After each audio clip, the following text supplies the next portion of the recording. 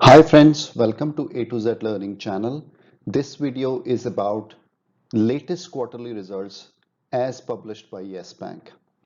Yes Bank has been a bank where number of retail investors, people like yourself and me, we've been stuck. Nobody anticipated that this bank can go from hero to zero.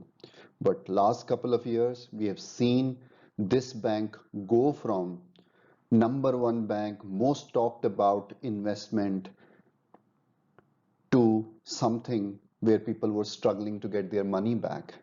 There are a number of people who are still kind of stuck in terms of their investment in this bank. But ever since an SBI-led sort of control has been taken over, the bank is showing some steady progress towards getting it better, getting to the level where people could get the confidence that their investments are going to be one day realized out of this bank. So in this video, we will share with you all the facts, all the key highlights that you need to know about their latest financial performance. We have got only two asks to make here from you as our viewers. First one is, if at the end of this video, once you've watched it, you think we have done a good job and you like the content, then please do not forget to press the like button. And second request is, if you've not subscribed to our channel A to Z Learning as yet, then please do subscribe and become part of our viewers family. So without any further delay, let's commence our video. So for this video, what I've done is I've picked up the few key pages from the NSE's website where every listed company is required to put their financial performance numbers, investor presentation and all that. So I've taken the content straight from there. If you're more interested in a more detailed report, because it's a 51 page submission that Yes Bank has done, and that's available, accessible to anyone from the public at the NSE website, then simply type the Yes Bank and look for the information under the corporate information section, and you will see the financial results update, and then you can access the entire 51 pages that are there for you to have a detailed review of the results. But I have taken select few pages just to kind of help you understand what are the key highlights of their financial results. So let's start. Let's first look at the key highlights from a P&L perspective. There, please don't get bogged down by the detailed kind of Excel table that's there on your screen right now. And I'll point, you can see the red dot on your screen. That's what I will use to highlight the key things that I want to highlight on this page. First of all, you need to kind of make sure that these far right two columns, you don't pay much attention, because this shows the year-on-year comparison for this bank. Because this bank is on a mend, some of the numbers that were presented last year or year before are less relevant because bank has gone through a huge cleanup exercise. So as far as I'm concerned, I think our focus has to be sequential growth, or whatever the situation is at this bank.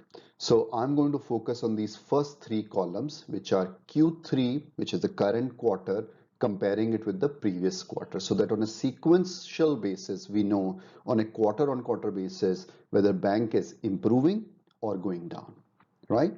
So the way to read this table is basically, if you read the first line, net interest income, you'll see a number of 1764 under Q3 and 1512 and then 16.6 in the third column. The way to read this is that on a quarter-on-quarter basis, the bank has grown its interest income by almost 17%, right? So one key number that I want to highlight on this part of the table is basically this one, the profit after tax number, right? The profits overall has gone up by 18% quarter on quarter, which is a fantastic performance. If I focus on some of the other ratios like return on assets, slight improvement, 0.3 to 0.4. Return on equity, 2.7 to 3.2%.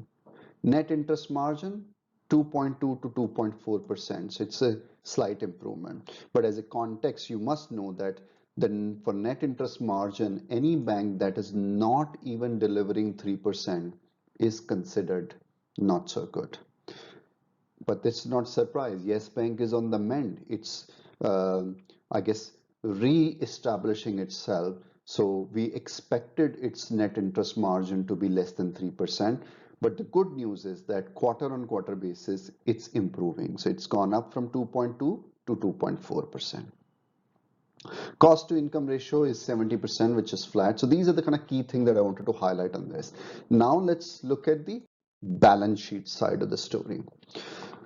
The good news this time is that in the past, the bank, when they were lending the money, their amount lent was more than the deposit that they had, which effectively meant that they were relying on the overnight funding to run their business.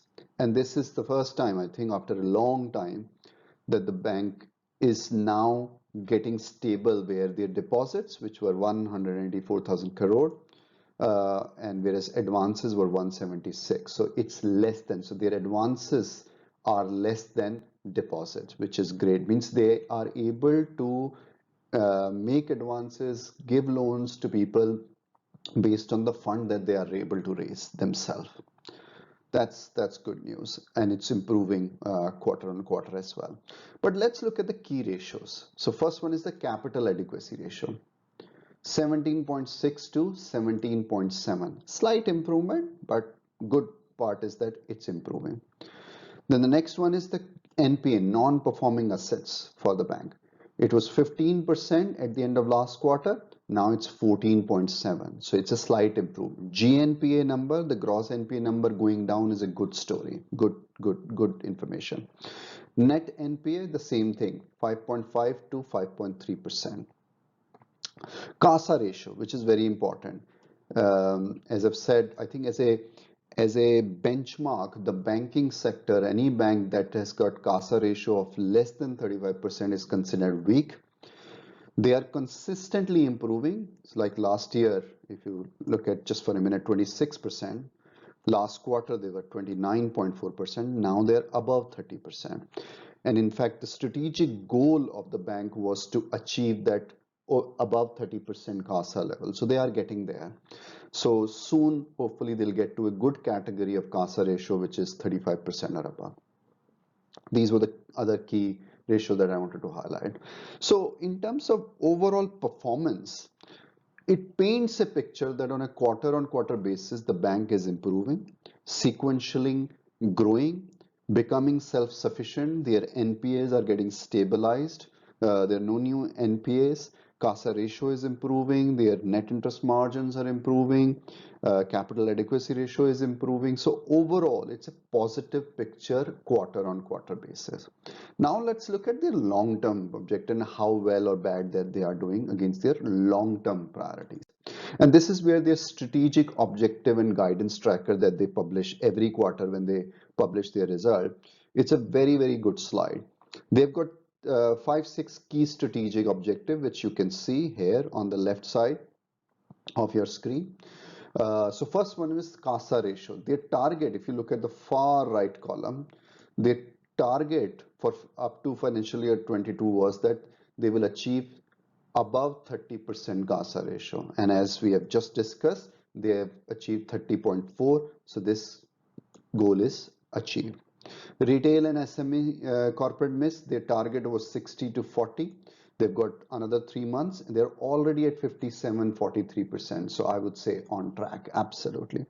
Similarly, the advances on the wholesale side, SME side, year-on-year growth side, they've got various targets and looks like they are pretty much on track there too. CD ratio, the advances over deposit ratio, they wanted to keep less than 100%. They have achieved that also, 95.6%. Resolutions in terms of over 5,000 crore, they are on track. Already they have done 4,320 crore of resolution, so they still have 3 more months to kind of go. So hopefully they'll get there for that. Return on asset between 1 to 1.15%. They're already at 0.4. It's good. They're getting there. So overall, I think against the strategic objectives and the guidance that they set themselves for as a bank is also either achieved or on track. So what does it mean in terms of summary? I think the worst is probably behind this bank. Mr. Prashant Kumar and the SBI-led resolution exercise that commenced a couple of years back for this bank is now starting to deliver some result, which on a quarter-on-quarter basis are painting a positive picture. This gives me the confidence that the management team, the board, the oversight committees that they have is absolutely focused in terms of mending this bank, improving this bank. Some of their growth numbers in terms of CASA ratio improving, the number of new accounts that they have opened this quarter is already about 1 lakh new accounts that they have opened.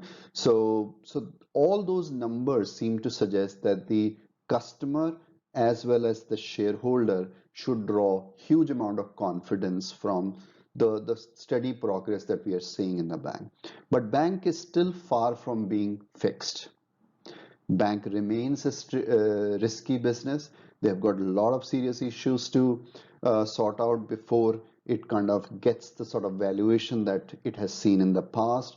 It gets the recognition that it had in the past. So it's still a long journey. It will take at least another 1 or 2 years before we will start to see some, I guess, meaningful impact in terms of their ability to kind of give confidence to their investors that they are a sustainable business which is going to be growing quarter on quarter. There are still probably many surprises in their closet. So I would still class this as a risky investment. However, I've got full confidence. In my opinion, the management is doing a good job. So full kudos to the management, and it's on the right path. Overall, what's there in the store? I think next 1 year remains tricky. They need to kind of continue to deliver this steady progress that they are delivering currently. If all that kind of pans out over next 12 months, then I think the bank will become a stable investment platform for a retail investor to either get some benefit, get some return on their investment, or for new investor to start investing in this bank. So I hope this quick run through of the financial performance of Yes Bank has been helpful, useful to you guys. We would look forward to your comments on this video. And as I said at the beginning, only two simple asks from you. If now you feel that we've done a good job in terms of covering the key highlights on the financial performance of the Yes Bank and we've done a good job in this video, then please do not forget to press the like button because that's an important engagement indicator for us. And the other ask, as I said earlier, that if you've not subscribed to our channel A to Z Learning, then please do subscribe and become part of our viewers family. Thank you so much for watching our video.